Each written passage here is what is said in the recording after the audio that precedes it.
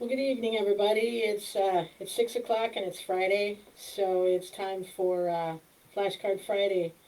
And I'm going to take on another concept today, another one of those Bible concepts that I've had people say they kind of struggle with. And in light of everything going on today, I thought it would be, or well, the last couple of weeks, I thought it would be kind of another good one to talk about. And the term is called guard your heart. And you see it in the Bible quite a bit in different variations. I want to focus on two of them. But before we do that, I want to start with a story because it's kind of going to be the direction that this is going to take. And I grew up in Colorado, and most of my family still lives there. And growing up, we used to go see my great grandmother. Um, we used to go see her every summer until I was about 11 or 12 years old. And my great grandmother she was just this super cool woman. She was half Lakota Indian. So she used to tell a lot of Indian proverbs and Indian stories, and I love them. And anytime I could get to be alone with her was just, the time of my life. And, obviously as we get older, we forget a lot of these. But there are a couple of her stories that just kind of, they've stuck in my head throughout the years, and they've never gone away. And I've actually seen that this story that she told me, I've seen it written, on a lot of things. My in-laws even have it written down, and it's in their home. But we were in her garden one day, and she was talking about the fact that every warrior has two wolves living inside of them, a dark wolf and a light wolf. And she said, Lisa, that light wolf, that light wolf is charming and is friendly and is above reproach, and they're honest, and they're just the person that you want to be around. And the dark wolf has a tendency to be deceitful, and the dark wolf can tell lies, and can really try and captivate and capture. And they're usually up to no good. And these two wolves, they battle inside that warrior, uh, all the time. And I like the child in the story. I said, okay, Grandma, which one wins? And she got right up close and personal, and she touched me right here, and she said, the one you feed. And and again, like I know you guys, I know you guys have probably heard that story before. Um, but a lot of times uh, we focus on the one you feed. But when she poked my chest like that, what she was saying was, Lisa, you're a warrior. So you're a warrior, and guarding your heart is, as you're about to see, is going to be all about which one you feed. So I want to start with Proverbs 4:23, and again, this is one that we've heard. We hear it all the time in church, and it's, above all else, guard your heart, for everything you do flows from it. Okay, so everything flows from your heart.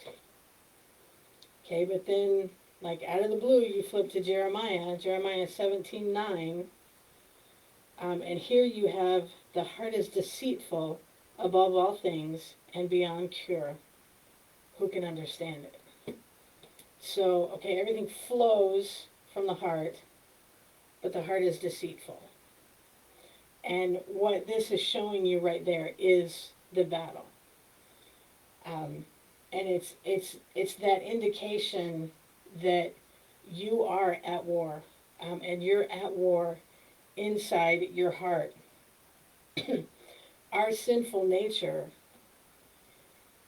is going to want to go deceitful. So like if you look, I promise you, we're not going to read all of these. They're really good. I highly recommend that you do read them. But all of these scriptures right here, and these are just a few that deal with the desires. Okay, so the desires of our heart, and things like this. These are just a few from the New Testament. The word desire is found 123 times um, in the Bible, and it's 74 of them are in the Old Testament. So if I were to write all of those out, I'd literally have to fill this board. Uh, but again, for the sake of your time, I don't want to do that. But think about that, because usually what we desire is kind of what we go after. It's what drives our heart. So when you think about it, we want to say that we desire God more than we desire evil. You're not going to find a whole lot of people that say that their desire for evil is greater than their desire for God. I totally forgot a D there, and that's going to bug me. So I'm going to fix that.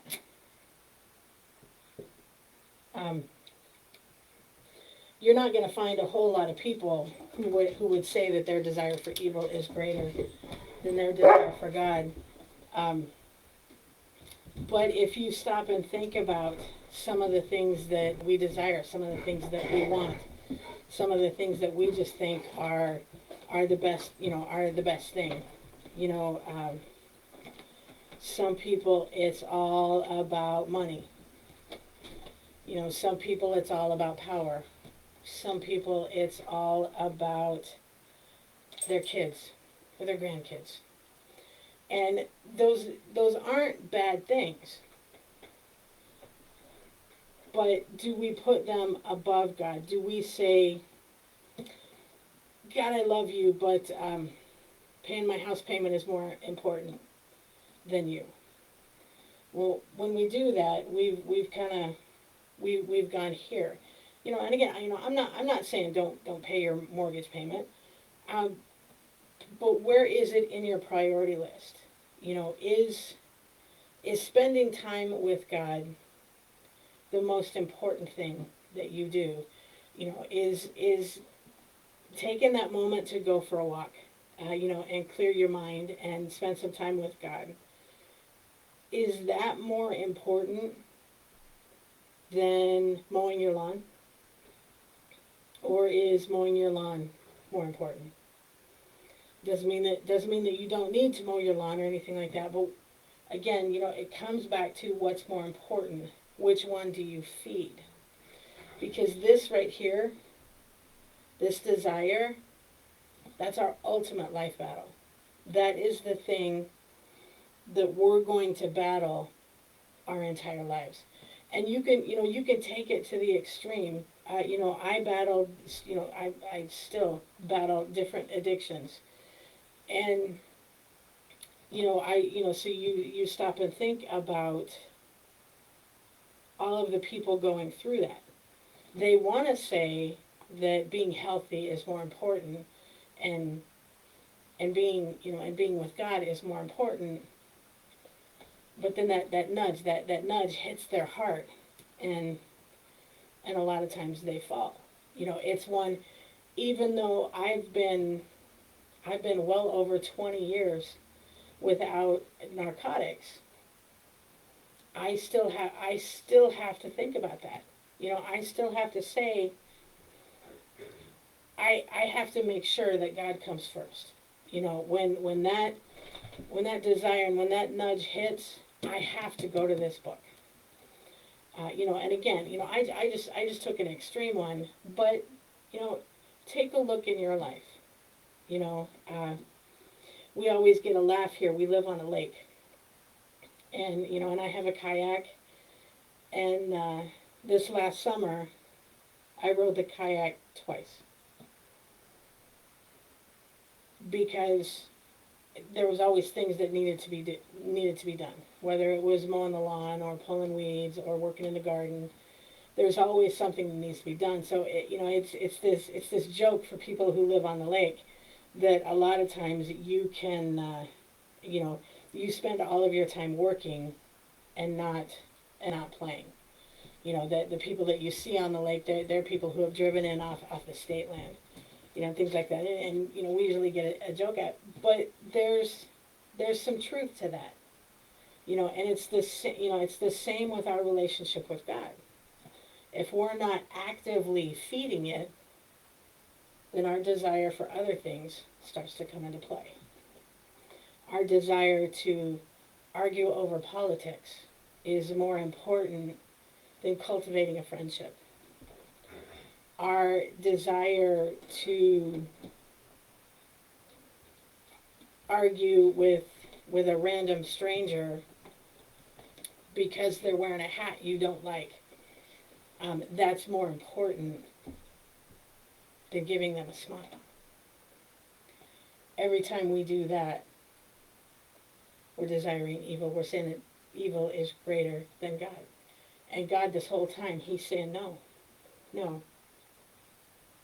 I come first. Because everything flows from your heart. You let me in your heart, you let the Holy Spirit nudge, push, and guide you, you're going to be okay. So I want to leave you with that question, but I want to read a passage in Luke 6:45, just to kind of culminate that. And this is Jesus. This is actually Jesus telling a story. And I'm actually going to read 43 through 45.